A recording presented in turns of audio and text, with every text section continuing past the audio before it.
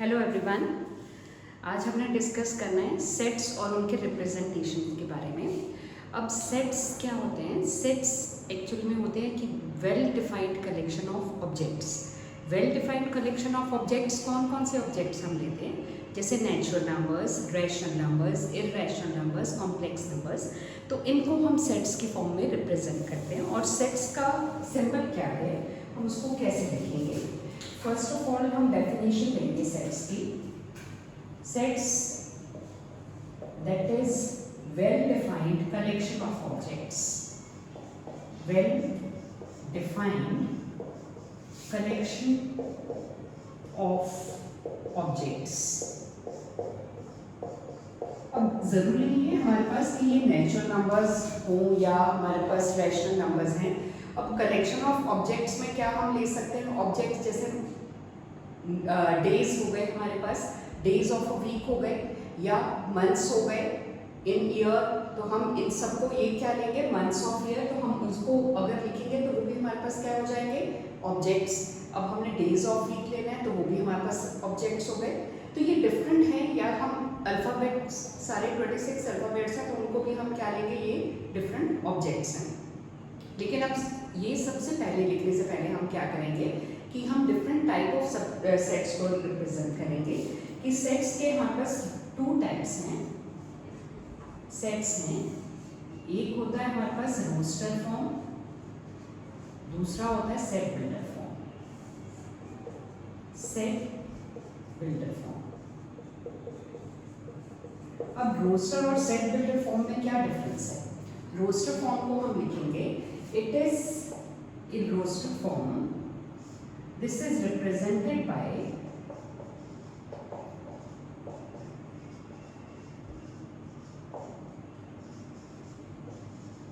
all the elements separated by comma, separated by comma and enclosed in curly bracket, enclosed in curly bracket. और builder form क्या है? Set builder form. इसको हम tabular form भी लेते हैं। Set builder form को हम कैसे लिखते हैं कि this is represented by a property. In this case all elements are represented by a single property.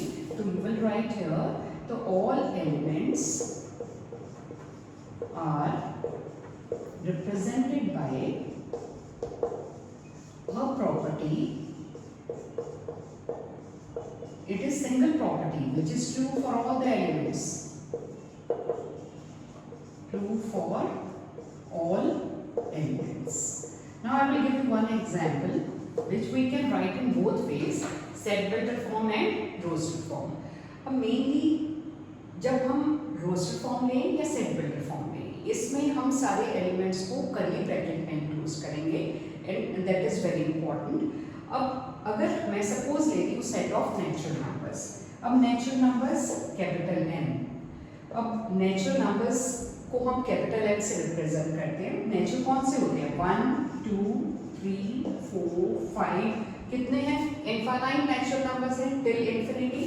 तो will write each element separated by comma and enclosed in curly bracket. अब इसी को अगर हम सेट बिल्डर फॉर्म में represent करेंगे तो कैसे लिखेंगे इसको? n that is x such that x belongs to capital N and, और इसको ऐसे लिखेंगे x is equal to small n, n belongs to capital N। ऐसे भी लिख सकते हैं या simply x belongs to capital N भी लिख सकते हैं। और we can write it in another form, इसको हम डिफरेंट सेट से भी रिप्रेजेंट कर सकते हैं। कैपिटल A ले लिया, इसको कैपिटल B लिया, या सेम A से भी रिप्रेजेंट कर सकते हैं।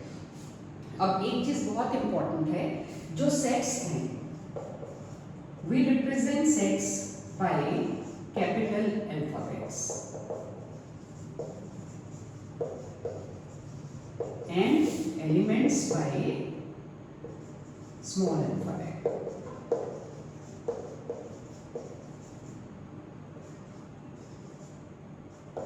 अब अगर मैं सपोज सेट ऑफ वॉवल्स लेती हूँ, I am taking this as set B, capital B, और वॉवल्स क्या होंगे? A, E, I, O, U। ये क्या आ गया हमारे पास? Set of vowels. अब मैंने इसको कैपिटल अल्फाबेट में नहीं लिया, ये एक सेट लिया कैपिटल बी, इसमें क्या होगा, जो अल्फाबेट्स हमारे पास है वो स्मॉल अल्फाबेट से रिप्रेजेंट होंगे। तो ये क्या आ गया हमारे पास? That is set of vowels. और ये क्या है? नेचुरल नंबर्स का सेट है। अगर हमने इसको सेट बिल्डर फॉर्म में लिखना है तो हम कैसे लिखेंगे? x is equal to n, n belongs to natural number, या directly x belongs to capital N भी लिख सकते हैं। तो बोथ वेज आर करेक्ट। तो हमारे पास अब ये हो गए दो types, closed form and set builder form. अब ये हमारे पास मेन इंपॉर्टेंट है कि इसमें जब भी हम एलिमेंट्स, रिपीटेड एलिमेंट्स लेंगे, उसको हम वंस एक ही बार लिखेंगे। For example I am writing this set B, vowels वाला ही ले लो। अगर suppose I am writing A, E, I, O, U, तो it doesn't mean that it has how many elements 1 2 3 4 5 6 7 और इसमें 5, नो। तो both these two sets are same because we always write repeated element once only। तो इसमें 2 times लिखने की जरूरत नहीं होती। तो अब हम करेंगे next, what are subsets of a given set। अब सबसेट क्या मतलब होता है? Subset means any set which is contained in the bigger set। अब अगर मैं एक एग्जाम्पल ले लूँ, उससे पहले हम लेंगे कि सेट्स को, जैसे डिफरेंट हमारे पास है रैशनल नंबर्स, नेचुरल नंबर्स, उनको कैसे रिप्रेजेंट करेंगे। बिफोर सबसेट पहले हम ये डिस्कस कर रहे थे what is Q. Q represent by rational numbers, capital N by natural numbers, capital C by complex numbers, capital I by irrational numbers, capital Z by integers, and we have already done, ये symbol किसका होता है? This is for belongingness, it belongs to, ये हम बहुत बार use करेंगे belongingness का symbol। और कैपिटल R अगर हम लेंगे तो ये रियल नंबर्स से लेंगे। In some of the cases if it is written R positive means set of positive real numbers। अगर हम यहाँ लिखेंगे R negative तो set of negative real numbers। ये कुछ इनकी representations हैं which will use in all the topics, not only in sets। तो ये हम different topics में ये सारे symbols use करेंगे। तो अब हमारा आता है next, what do you mean by subsets? Subset, superset. अब सबसेट क्या हुआ? Suppose I am giving you one example, A is 1 2 3 4 और एक सेट B ले लिया हमने 1 2 3 4 5 till 10। अब A के सारे एलिमेंट्स क्या हैं? B में।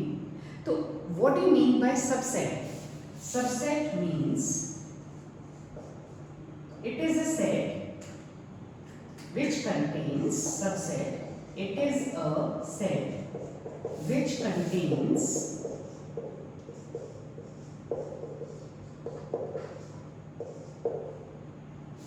which contains all elements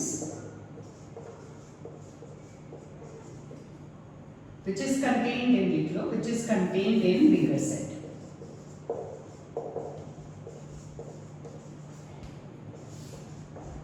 जैसे A को हम कैसे लिखेंगे? A is properly contained in B। ये क्या है सिंबल? सबसेट का। तो अगर यहाँ इक्वालिटी है, what does it mean? कि ये जो है इसके इक्वल भी हो सकता है। अगर ये इक्वालिटी साइन नहीं है तो हम उसको बोलेंगे proper subset. Equality means A, this 1 2 3 4, suppose I will give you one example, A as 1 2 3 4 and B can be 4 4 3 3 2 1। Actual में 4 B भी क्या हुआ? 1 2 3 4, क्योंकि हमने रिपीटेड एलिमेंट को क्या लिखना है? एक ही बार लिखना है। तो ये A और B इक्वल भी हो सकते हैं। We can write A is contained in B और B is contained in A। तो सबसेट क्या हुआ? It is a set which is contained in the bigger set। ठीक है, जो एक बिगर सेट के अंदर होगा उसको हम क्या बोलेंगे? सबसेट। तो B क्या होगा इसमें? B is known as the superset. ठीक है, अब हम लेंगे थोड़े से एग्जाम्पल्स कि अगर एक A सेट मेरे पास है तो उसके हम डिफरेंट सबसेट्स कैसे बना सकते हैं. तो that is very important. How to form different subsets. To form different subsets of a given set.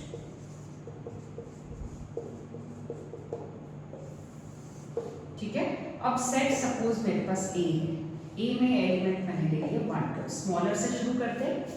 ठीक है, अब इसके अगर मैंने सबसेट्स बनाने हैं तो सबसेट स्टार्ट करते हैं हम पहले 5 से. 5 क्या है हमारे पास? That is empty set.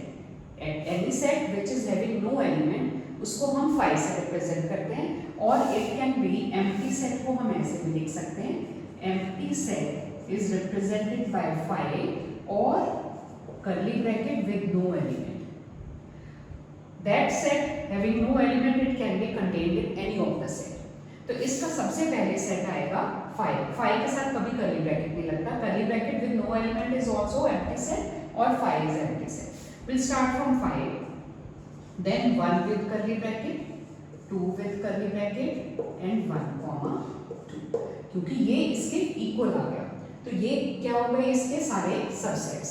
तो subsets of A are 5, 1, 2 and 1. अगर हम इन सब को फिर से एक कर्ली ब्रैकेट में इंक्लूज कर दें तो इसको हम क्या बोलते हैं? Power set. Power set means it is a set which contains all the subsets. तो what do you mean by par set? इससे हमने एक और डेफिनेशन की कि par set it is a set which contains all subsets. क्योंकि हमने पहले सबसेट्स निकाल लिए उनको फिर कर्ली ब्रैकेट में लिख दिया तो वो क्या बन गया हमारे पास? फिर से एक सेट बन गया. तो जो सेट सारे सबसेट्स को कंटेन करेगा उसको हम क्या बोलेंगे? Part set. उसको P ऑफ दैट सेट वो क्या बन जाएगा? उसका पार्ट सेट. अब यहाँ से हम नंबर ऑफ सबसेट्स भी निकाल सकते हैं. उसका फॉर्मूला देखो. What is the formula of number of subsets? Number of subsets क्या होगा? 2 raised to power n. कितने एलिमेंट्स हैं इसमें? 2.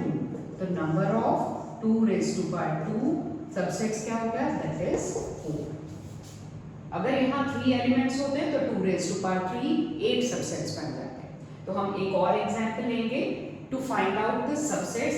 एक चीज और है इसमें कि अगर हमने निकालना हो कि what is the number of proper subset. Proper subset क्या हुआ? प्रॉपर सबसेट वो हुआ जिसमें इक्वल वाला सेट नहीं होगा. मींस ये वाला हम माइनस कर देंगे तो इसमें कितने आएंगे हमारे पास? That is 2 raised to power n minus 1. तो हमारे पास नंबर ऑफ प्रॉपर सबसेट्स क्या आ जाएंगे? 2 raised to power n minus 1 या 2 raised to power n क्या है यहाँ हमारे पास? That is 2 minus 1. तो 4 minus 1 which is equal to 3.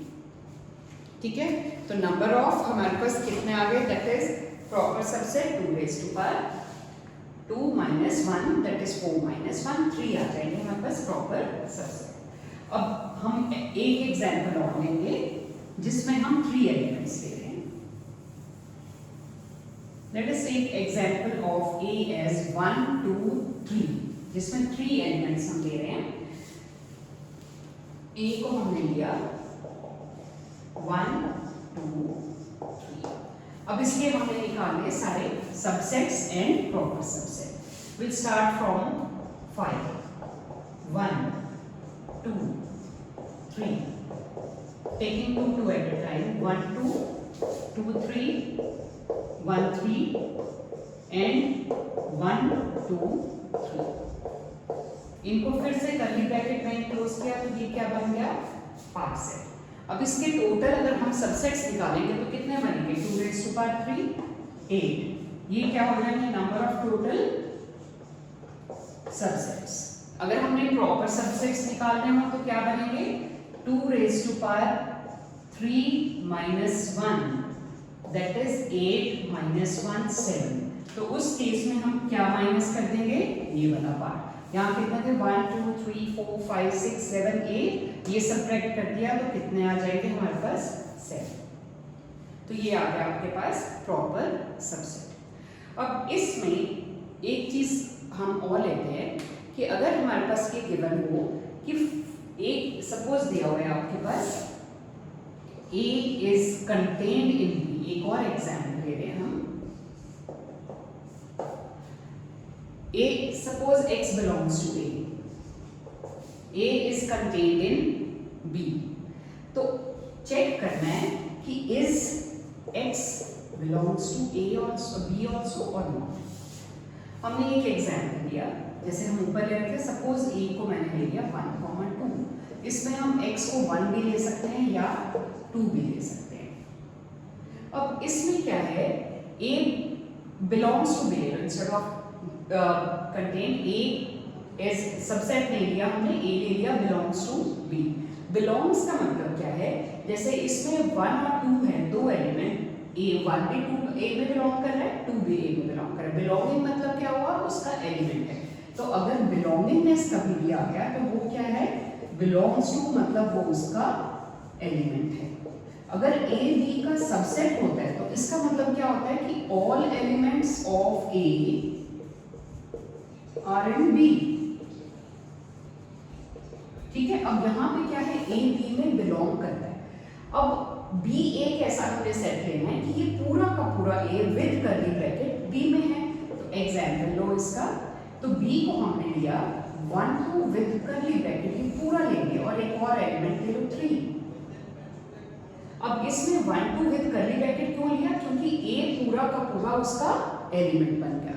अब इसमें 1 और 2 ये एक कॉम्पैक्ट सेट है जिसमें से हम 1 2 को सेपरेट नहीं कर सकते। तो हम क्या लिख सकते हैं कि 1 belongs to B? No, this is false. Neither 1 belongs to B nor 2 belongs to B. ये चीज क्लियर हो गई।